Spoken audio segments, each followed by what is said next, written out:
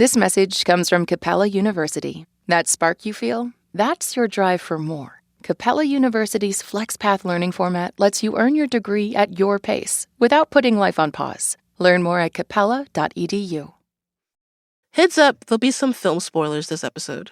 But come on, y'all. This movie came out last spring. Come on. Well, I'm being respectful. Hey, everyone. You're listening to Code Switch, the show about race and identity from NPR. I'm B.A. Parker. And I'm Gene Demby. Gene, what are you doing for the Oscars this Sunday? What do you mean, Parker? I will absolutely not be watching them. Come on now. No watch party? Nah. I'm going to a watch party. Oh, yeah, but you're like a film head. Yeah, you know what I'm saying? I mean, do I know who won the Oscar in 1989? Sure. Yes. But I love the Oscars, even though, I know that they're a bit of a racket. They are a racket. And every year, you know what I mean, we have to, do this thing. We act like they matter, but they don't. Look at the list of Best Picture winners over the years. Y'all just heard Parker reference this. Parker can name literally all the Best Picture winners going back 60 years, which is actually is very impressive. I will admit that. But nobody's favorite movie is, I don't know, Shakespeare in Love or Driving Miss Daisy. Oh my God. Or Crash. But you've also got Moonlight, Parasite, Spotlight, all the ites. Broken Clocks. You know what? But there is one movie that I do think we need to talk about, which is Sinners. The film has been the center of discourse around Blackness and Hollywood and representation for more than a year now. Right. Absolutely. And Sinners is going to have a lot of bites at the apple to win something on Sunday. Yep. I mean, it's got 16 Oscar nominations, the most in Oscar history. And, that's a big deal for a Black-focused movie, but also for horror films in particular. Yeah, horror films, genre films, they don't tend to get a lot of love at these things, you know what I mean? Yeah, I mean, the last one was Silence of the Lambs. Oh, yeah. Ooh, that was 35 years ago, yeah. Yeah, but it's not coming out of nowhere, right? I mean, Sinners was buzzing when it came out last spring, and in the awards show blitz the past few weeks, there's been a groundswell of love for the film. It won Best Ensemble at the Actors Awards, where Michael B. Jordan also won Best Actor. There was, of course, the BAFTAs a week before that, where Wumi Masaku won for Best Supporting Actress for her role in Sinners. Ryan Coogler won a BAFTA for Best Original Screenplay. But all anybody was talking about after that show was that infamous moment when an audience member who had Tourette syndrome shouted the N-word at Michael B. Jordan and Delroy Lindo of Sinners while they were on the stage presenting an award. But yeah, there's so much discourse around Sinners. And that's probably not surprising, Parker, because, films that are focused on Black people tend to carry all this weight with them. And people invest all this sort of feeling and hope in their success in ways that are probably not that healthy. We're going to get into that. But yeah, the way people talked about, say, one battle after another in Sinners, it almost felt partisan. These two movies were pitted against each other and the way people sort of conceptualize them. It almost felt like zero sum, I mean, and you can all live in a happy medium. But, Gene, we're going to get into all of that on today's show ahead of the Oscars. Sinners, but more so how we talk about sinners. We talked to Pop Culture Happy Hour host Aisha Harris and New York Magazine's film critic Angelica Jade Bastién about what Sinners gets right and wrong and what to make of the award show love for Black films. And just for clarity, y'all, Parker and I both thought Sinners was fine, right? It was fine. It was fine. Aisha loved it, and Angelica said it had a lot of dope stuff in it, a lot of really interesting big ideas, but that it fell just short of greatness for her. This message comes from BetterHelp. International Women's Day is this March. Time to celebrate all women. The leaders, the caregivers, the hype friends, the how-do-you-do-it-all types. Women deserve to be reminded how much they matter and that therapy offers a space to care for themselves. BetterHelp makes it simple by matching you with a qualified therapist based on your needs and preferences. Visit BetterHelp.com/NPR for 10% off. So for those of you who have managed not to watch the movie Sinners by now, let Aisha bring you up to speed. Sinners is a period piece drama set in Mississippi in the 30s. Had y'all playing them old ragtime songs? Yeah, that sure was. We playing a fair amount of blues, too. See, white folks say they like the blues just fine. They just don't like the people who make it. That suddenly at some point goes from being like an exploration of these twins, Smoke and Stack, who are played by Michael B. Jordan, and their attempt to put up a juke joint so all the Black people in their community can commune and let loose and be free. These two gonna be playing down at the old sawmill. It's the grand opening of our new joint, Club Juke. And then vampires show up, and metaphors are mixed. Things happen. People are killed. These ain't Hanks. They're vampires. Buddy Guy makes a cameo. I don't know why in the hell I'm a here. And yeah. That's what I got. I think that's good. Yeah. What did y'all think of the movie when you first saw it before the discourse started? I would say then and now, I felt that Sinners was like two movies that actually don't make sense together, put together. One of my biggest complaints in my review was that as a horror movie dealing with the idea of the vampire, this movie does not work as a horror movie. Really? On multiple levels, I just don't think it has the bite.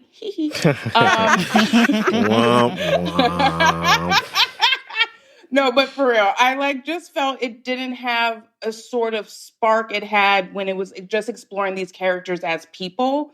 But once the horror movie elements are injected into the story, a lot of it kind of falls apart, not just in terms of visually, I don't think it looks as interesting, but thematically as well, it does not cohere.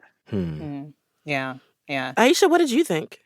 I love this movie unabashedly, and I also recognize that it is an imperfect movie. To me, it's not like it doesn't necessarily reach if we're throwing this in the Oscars conversation, I don't think it necessarily reaches the same heights as some other movies that are nominated, but it's still my favorite movie of last year, I think, in part because shout out to my film professor, Ed Guerrero, who in one of his classes, he talked about how Black artists, Black filmmakers, often, especially in the 60s and 70s, they rarely had a chance to be in movies and make movies that had characters of substance. Mm-hmm. And so when you see Black artists who are able to make something, they're putting it all out there as if they will never work again. And I feel like Sinners is Ryan Coogler's attempt at that. This is him putting everything out there that he wants to do and everything he's wanted to do. And the difference here is that he's had multiple opportunities beforehand. He's had more opportunities than most Black filmmakers have had ever to do the small indie movie, Fruitvale Station, and then to move to reworking an entire franchise with Creed, and then, of course, Black Panther.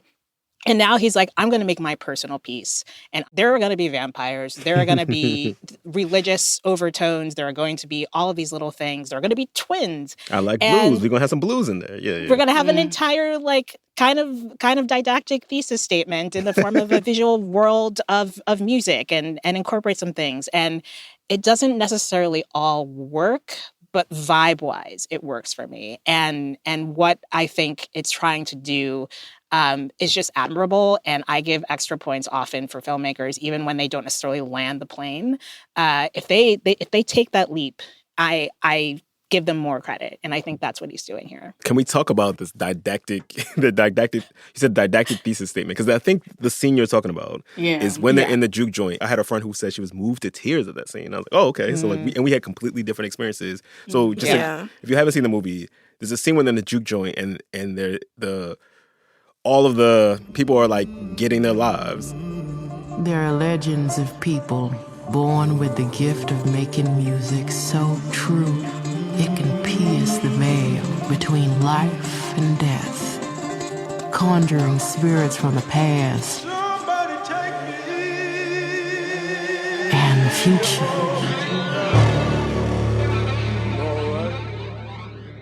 And it sort of reaches this moment of ecstasy where everyone is together and dancing across time, sort of it's literalized all the sort of different kinds, different modes of dance through like the different sort of folk ways of Black folks and for the Asian folks in the room. Like it's just all this sort of color come to literally like show up in the room with them. And yeah, if you like that scene, the rest of it will probably work for you. And if you didn't, you're like, ooh, this is a lot. I mean, for me, it actually reminded me of a scene in a movie I had seen like 5 years before. There's a movie by Steve McQueen called Lovers Rock. Yes. That is So absolutely beautiful. gorgeous. It's about a house party from beginning, middle to end. And there's a big sequence where there's the song. Everyone starts singing together and the music dies down. Everyone it's like a tent revival where everyone is like sweating and in exaltation.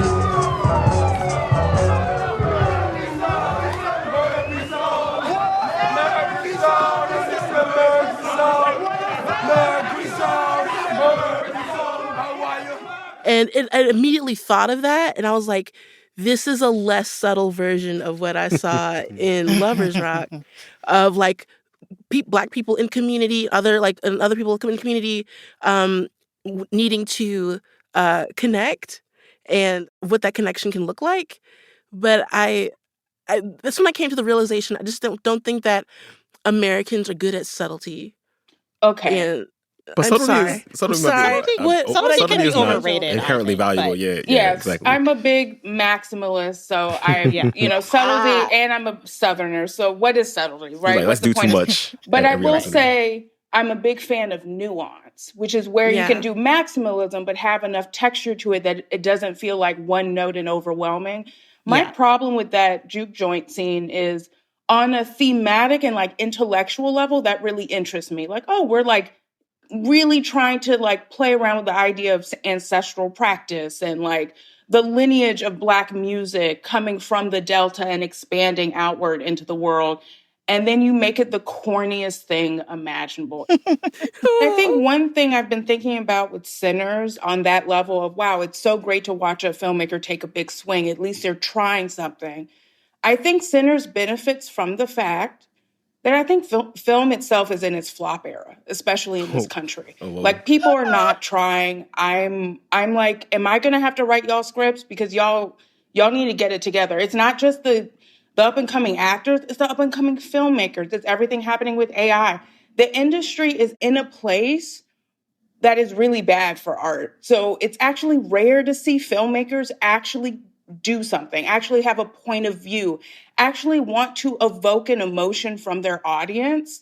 And this movie is really trying to dig into its audience and evoke something. And that's really powerful. But it does benefit from the fact that film as a medium, I'm not even just talking about the American film industry and not just Hollywood. I think film as a medium is in its flop era and has been for a while. And that is leading to very interesting conversations around the movies we're getting because we're just not getting much. So you think that if we were all experiencing movies that were trying to evoke something, right, then Sinners would just be another movie that had us in our feelings and not like the movie around which all this stuff has to hang. Yes, and I think it's also just there's so much weighing on Sinners. So we have witnessed in Hollywood a return to whiteness so fierce it has made my head spin. So there's now a pressure on the films from marginalized communities to do so much better. And that was already the case before. Now I feel like because of how strained it is to get a film into production, how hard it is now to get financing, it is just the aperture is narrowing basically when it comes to film. And it puts so much on movies. And it also, I think if there were more movies that actually gave people something to wrestle with, we would have a populace that had better media literacy and understood actually how to interact with film as a medium you read.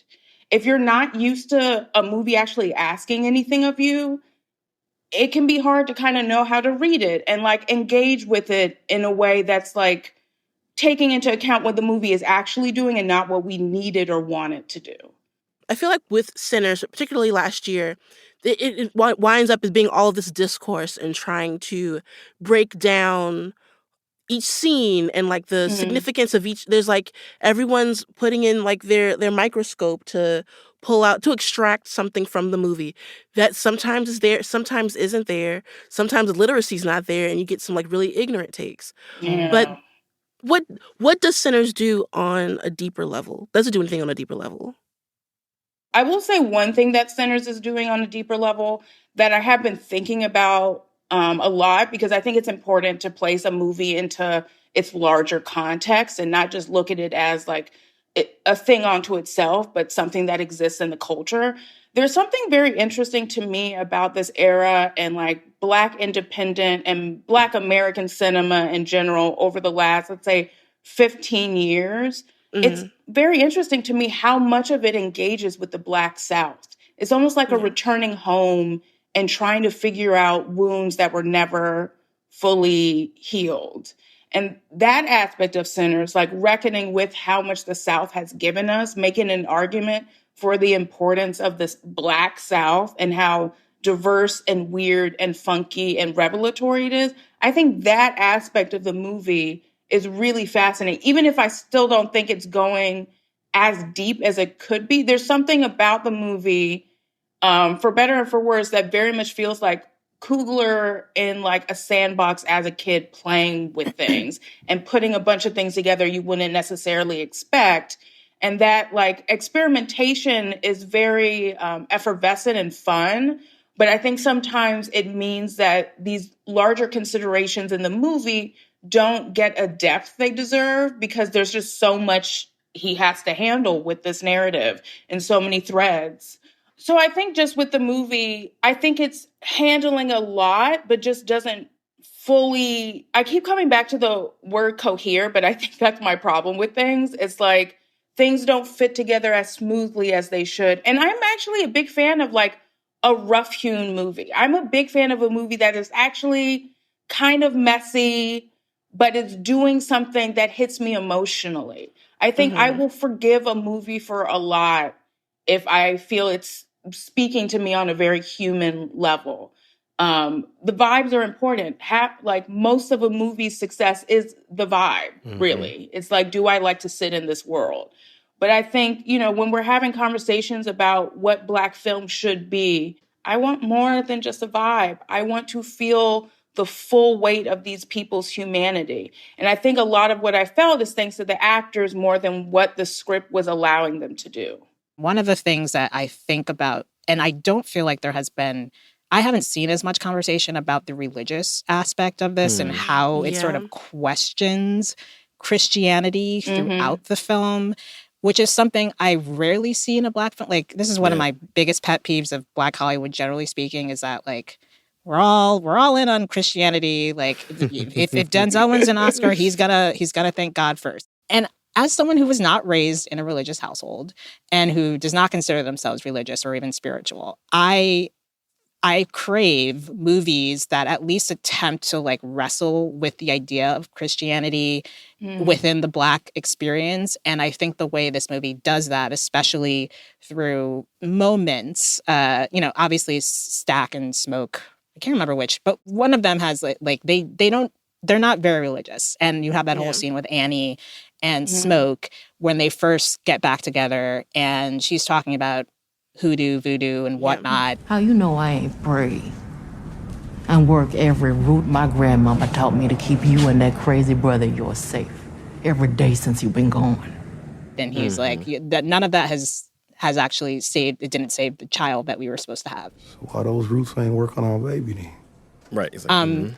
I appreciate that aspect of it. And maybe it's just because there's so many other things going on. I would have thought more people would have been either upset about it or talking about it. Yeah, that's a good point. But it feels like it just kind of snuck in there where he's just like, and the fact that even at the end, the Miles Caton character, he's like, no, Daddy, I'm not going to be a part of the church. I'm going to do what I want to do because you're forcing me to choose, and I'm going to choose music. He's a sinner, quote unquote.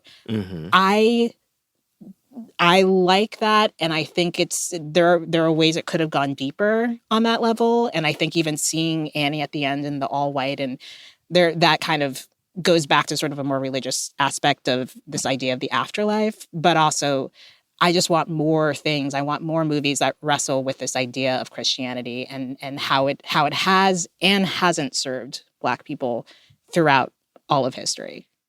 Part of the discourse around Sinners is like that it is carrying all of this weight. Aisha's going to be mad at me because I'm going to bring up Red Tails as I'm like contractually obligated to do. Still haven't watched that movie. Still haven't watched it. Totally fine. Let's trade lives. Let's trade lives. So you remember way back in the day when that movie is rolling out, right?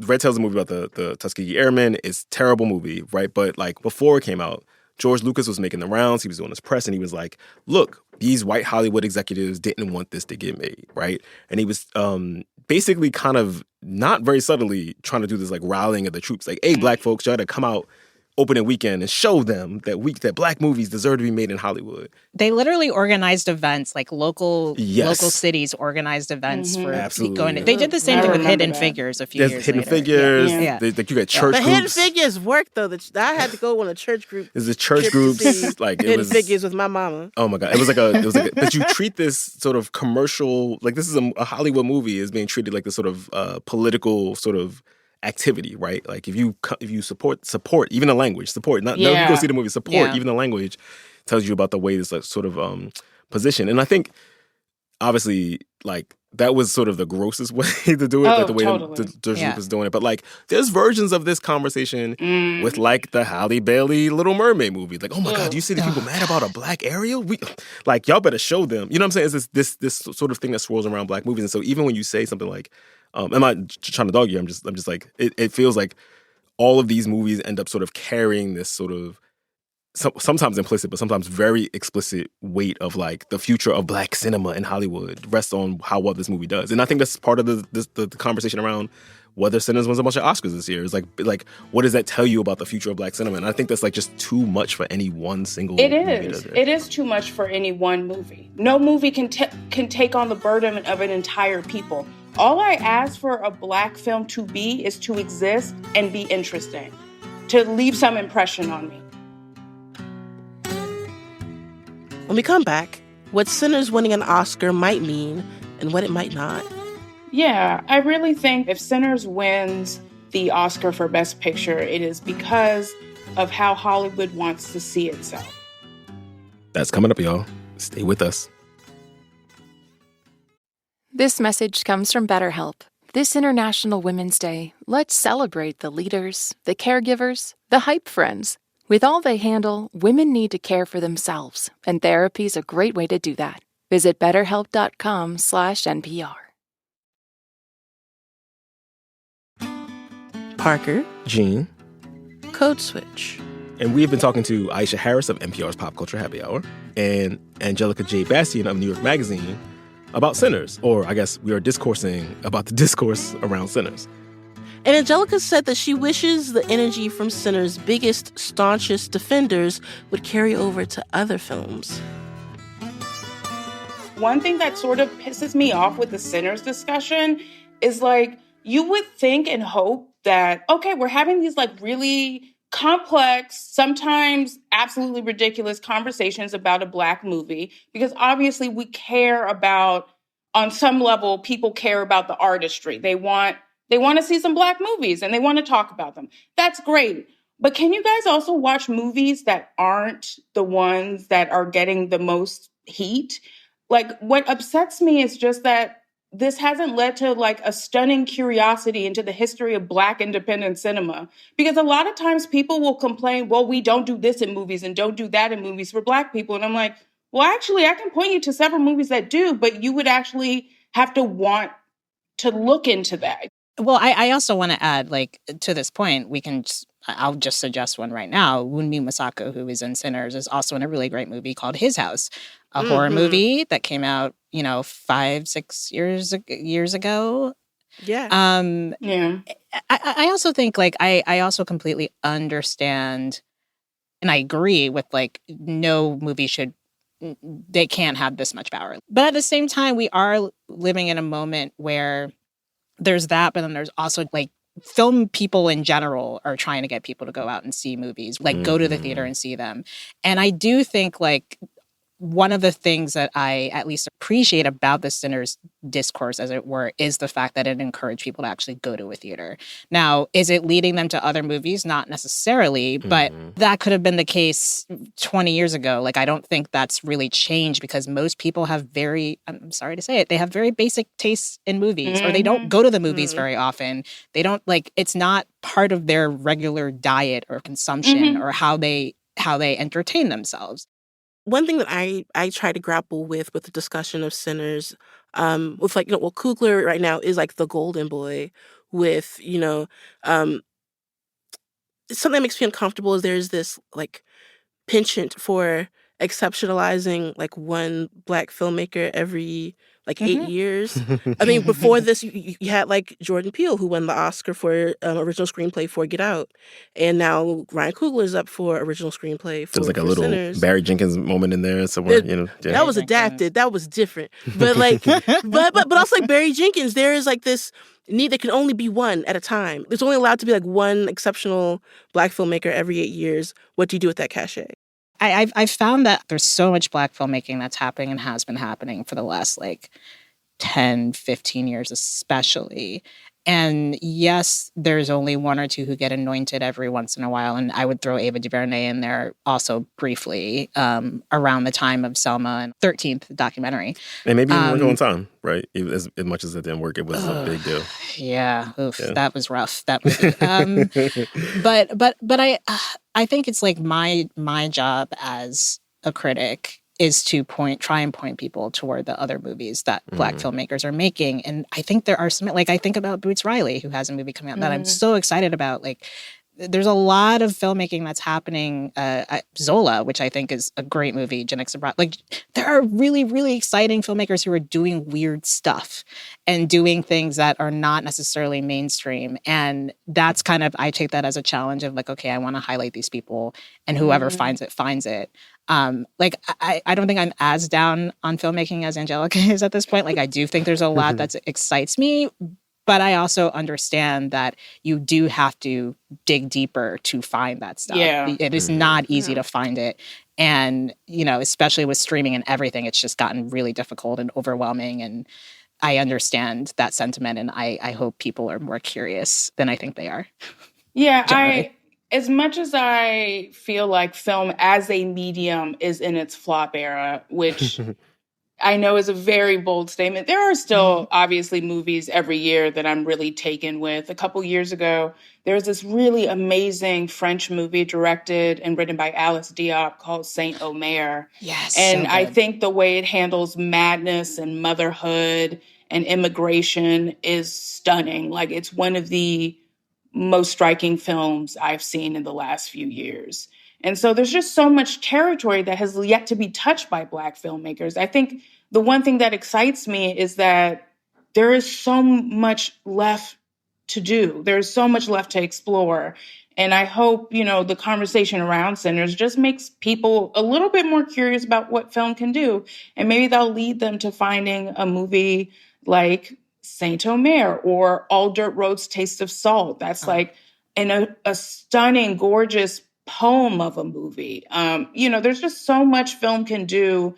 And I think it's a medium burdened with a lot of expectation, especially because it intersects with so many different fields. But my only hope for Black film is that it continues, and I have a fun time watching some of it. All right. So now we have like the Academy Awards coming up. If Sinners were to win Best Picture, it would be the first time since Moonlight won in 2017 where a Black-focused film gets the big prize.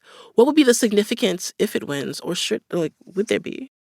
I mean, it would be significant to the people who actually won it, but to the rest of us, I mean, let's be real. No, exactly. I'm with Angelica. Like, I only care about the Oscars in so much as it's required of my job, right? Like, I have to cover it. We cover it on PCHH. Like, that's what we do. But I stopped caring a very long time ago, because if it wins, I will be happy, because I've already said I love this movie. But I also it's been how long? We've had one Black woman win Best Actress, and I remember that. I was a kid, but I remember it and being like, "Oh, this is amazing! Things are changing." And I'm not a kid anymore, and I've seen the light, and I know it's the light is dim. The Oscars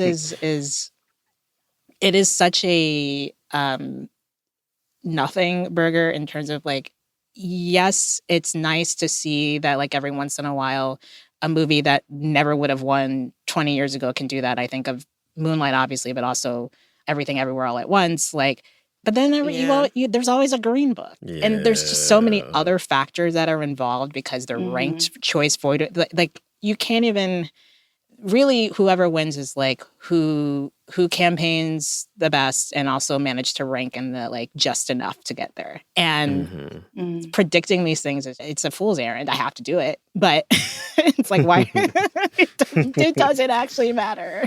It also like it feels very much like a 2017 conversation where it's like, oh, the Oscars are so white, no shade to that, but like, you know what I'm saying, like what, like we need to diversify the Oscars. And like, but you know, I think about Monique when Precious came out, and like when she was on doing the sort of rounds, she was making a point about credentialing and how it works. I think a lot of Black people understand implicitly you can have these credentials, but it depends on who you are. Like, you know what I'm saying? She was saying like, look, if I win this Oscar, it ain't gonna change nothing for me. You know what I'm saying? Like, I'm not gonna have a giant quote that I'm able to give out, you know, to say like, if you put me in this movie, this is how much I need to be paid. I'm not going to suddenly be cast in different kinds of movies. She was like, I just want you to be clear that I'm not doing the song and dance because it doesn't change anything for me. And I think that's like a thing that Black folks understand about the way credentialing works in all these other facets of life, right? But it feels like every year when the Oscars come around, everyone was like, oh, but this time. And it's like, I don't know. I'm surprised at the extent to which people are really much like, if Sinners doesn't win, there's going to be some problems. Like,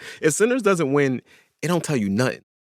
Yeah, I really think, you know, if Sinners wins the Oscar for Best Picture, it is because of how Hollywood wants to see itself. That is what the Oscars will tell you a little bit about, how, like a sort of gut check of the industry and certain halls of power. Sinners winning would shore up the Oscars' vision of itself as actually about the moment and about people and how they respond to film. But the thing is, winning Oscars has never helped Black filmmakers. It has never, like, dramatically changed the nature of what gets greenlit, what gets funded, and how the actual money makers and producers and studio heads approach what a film can be. So we can talk till the cows are home about, like, you know, Hattie McDaniel and Sidney Poitier and all these firsts and whatever. They are symbols that carry very little weight. And the fact that we are even still talking about this, not just the Oscars, but the fact that like no Black director has won Best Director yet. Like, it's been 100. I mean, not 100 years of the Oscars, but it's been close to 100 years of the Oscars. And, you know, this hasn't happened yet. And that's wild. It's wild. So I don't care. But you know what? It's not just Oscars. It's all awards. I put no weight in any awards. I don't believe in them because most of them are pay to play in some fashion. And I think there are other ways to honor people and honor their work other than, you know, these big fancy dress up, get people drunk affairs where you also have to like be a politician for 4 months and go around and talk about your craft and how many years you were practicing table tennis, ping pong, whatever. I don't care. Also, it should be noted, like, the Oscars were created as a union busting tactic to convince actors that they weren't labor. Can you? So it sounds like so like the Oscars were like the pizza party. Like, oh, we can't give y'all a raise, but here's a little pizza party for y'all in the Basically. Don't revolt if we give you something shiny. Yeah. Wow. Yeah. Yeah. I think people look at, you know, celebrities during Oscar season, and we look at what they do as a craft rather than a business. And that is a mistake, because the history of like labor in Hollywood is super fascinating. And the Oscars' role in that is also super fascinating. And there were actors at the time, because you have to keep in mind, when the Oscars were beginning and Hollywood had coalesced, the studio system owned their actors. This was not Tom Cruise getting paid $20 million and doing one movie every few years. Mm-hmm. These are people who were doing countless movies a year, being paid very little, but they were the face of these huge corporations. And to create the Oscars was very much, well, we don't want these people to unionize. We don't want these people to realize how much power they have in like a collective movement, because the reason people come to the movies is not because they're thinking about what Jack Warner produced. Yeah. They're thinking about watching Bette Davis or Barbara Stanwyck, who was one of the best actors in the history of American cinema, period. Does she have any Oscars or nominations? Mm-hmm. No. And, and we still love that girl, because who cares? Who cares? Aisha, Angelica, thank you so much. Thank you. This was a lot of fun. Yes, it was. And that's our show.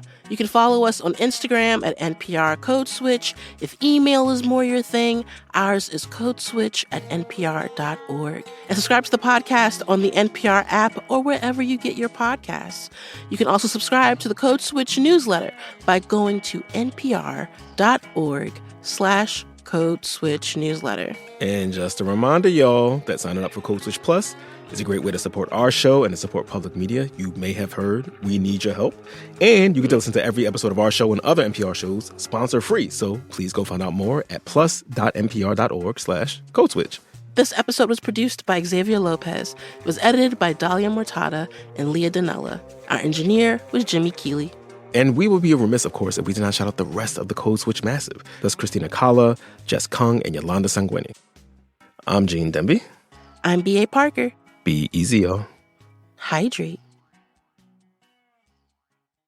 This message comes from Capella University. That spark you feel? That's your drive for more. Capella University's FlexPath learning format lets you earn your degree at your pace without putting life on pause. Learn more at capella.edu.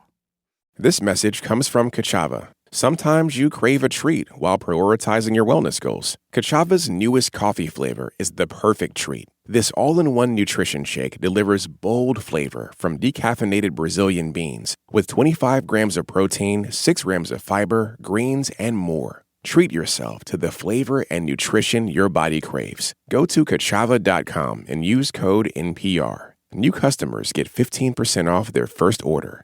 That's KACHAVA.com, code NPR. This message comes from Odoo. If you are currently overpaying on software to run your business, remember this number, 10,000. That's the number of new businesses that join Odoo per month. Join Odoo today at odoo.com. That's ODOO.com.